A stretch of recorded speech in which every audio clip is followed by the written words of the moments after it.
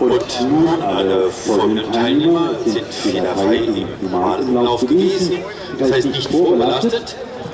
Und es kommt zu uns, das Pferd heißt Vordark, der Reiter Bernhard Dörr aus Wiesenthal.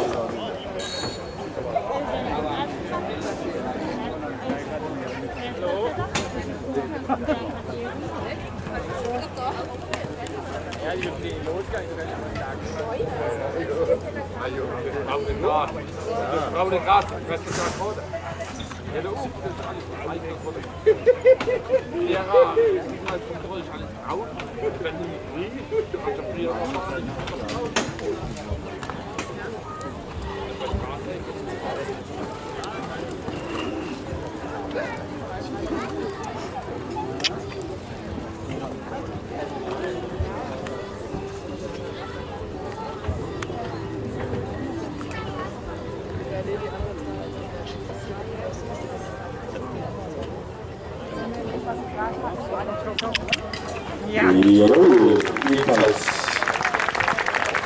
Fehlerzeit 47,68. Das heißt, er führt jetzt erstmal die Wertung an, da er im ersten Umlauf und jetzt in dieser Runde fehlerfrei war.